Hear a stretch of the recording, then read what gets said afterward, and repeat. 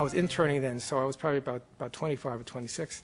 And I attended a concert of the 14th String Quartet of Beethoven. The Juilliard Quartet was giving a series of Beethoven quartets, and that particular evening they were doing the 14th.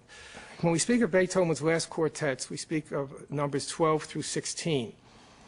But the core of those last quartets are the 13th, 14th, and 15th, which actually were not written in that order. They were really written. The 15th was first, then the 13th, and then the 14th.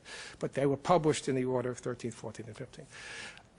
But those three quartets form a unit, and they really represent the end of the journey.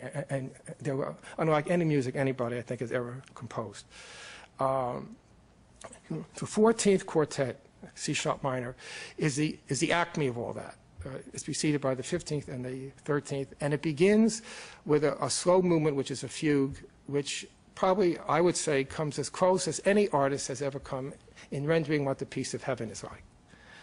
There's a peace in that music that is beyond anything in this world. When St. Paul talked about the peace that passes understanding, that's the peace that Beethoven captured in that opening movement. The quartet itself is exceptional and unusual in its form. It's 7 movements, but they're not discrete movements. They just kind of flow, ebb and flow, different tempi, different moods, but it's like all of one piece. But that opening fugue, that adagio, is unlike anything else. And this evening, while I was listening to it, I felt for the first time I was beginning to really hear what was there. And I remember it was a very dramatic experience for me. I felt that there were no barriers. There's a passage, there's a section, of course, beyond the body, which we may look at later on, where Jesus talks about that everyone knows and has at some point had the experience when they join with something beyond themselves and become one with it. Right. I remember when I read that section for the first time, what I thought of immediately was that experience of Beethoven. Anyway, the following morning, I had a therapy patient early at the hospital that I was interning at, and I remember driving to work. It was about a 30-minute drive, and I remember very specifically saying to myself, I want to have that experience that I had the previous night carry over, and I did not know how to do that. I wanted to have whatever it is I was doing with this patient, who was a woman, I think.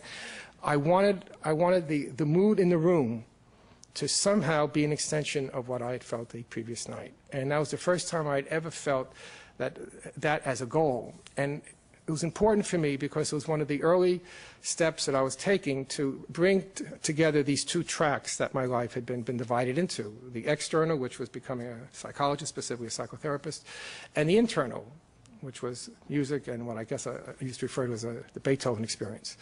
And this was the first time I felt there was at least a possibility. I understood the importance of bringing these two together.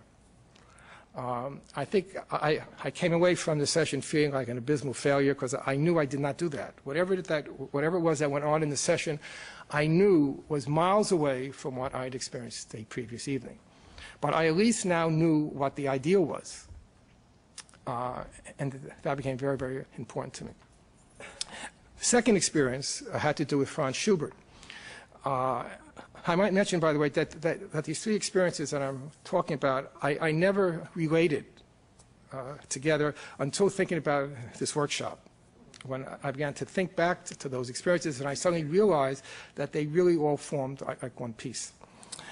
The Schubert experience was a little different in that the focus was no longer on me, but I felt the focus was more on Schubert. Just to give you a little background on Schubert, he died 1 year after Beethoven. Beethoven died in 1827, Schubert died in 1828, but he lived almost half the life. He died at 31. Beethoven died at 57. His was a particularly tragic life. He was not very, very happy. He was depressed, but he was a great, great composer, and he worshipped Beethoven. The last year of his life, he wrote some of his greatest work, including two trios.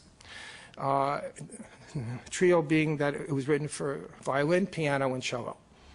And this is the trio in B flat and E flat. Number 1, number 2, he wrote 2 of them. This particular evening, I was going to listen to the second of these two trios in E flat. Up until that point, my experience of Schubert had been, as it still is, that when you listen to him, especially his mature music, there's a profound sadness that you feel in his music. It's very deep. It's not that it's just sad music. It's not that it's in a minor key and it feels sad. It's that there's a profound sadness that kind of permeates his work, which I think mirrored the sadness in his life. And when I heard this performance that evening, I suddenly understood where the sadness was coming from. It was always there. It was just something that was kind of a given. But when I listened to this trio, which is among his greatest works, I'm not sure when it happened. I suspect it was probably in the second movement. I suddenly could hear a part of Schubert saying, "I'm not going to go there." It was like the place where Beethoven went. Schubert was saying, "I'm just not going to go there. I can't go there. I won't go there. I'm not able to," or whatever it was. But you could almost hear it in the music, and I heard it. And I came away from that really understanding that if you listen very carefully, you will hear the soul, whether it's a composer, whether it be a poet, whether it would be a psychotherapy patient, whether it be anybody, that if you really listen, you could hear. I'm not sure what I did with that. Again, a lot of what I'm saying now is more kind of retrospectively looking at this. And I certainly did not connect it up with the Beethoven experience as I'm going to do now. But it was very clear that in listening to Schubert, you could hear the block. You could hear the place where he was saying, "I won't go there." It didn't stop the trio from being a magnificent creative work, a magnificent experience to listen to.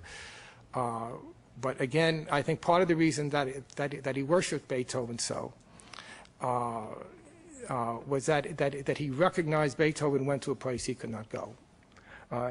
It's interesting, by the way, that they are buried side by side.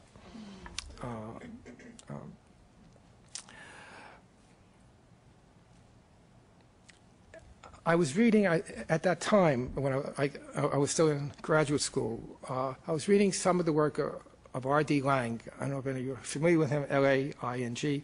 In the 60s especially, he was like the prophet of schizophrenia.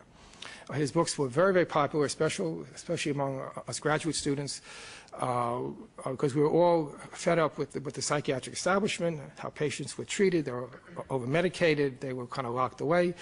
They were given electric shock treatment without anybody knowing why they were given electric shock treatment. And Laing spoke for the experience of psychosis.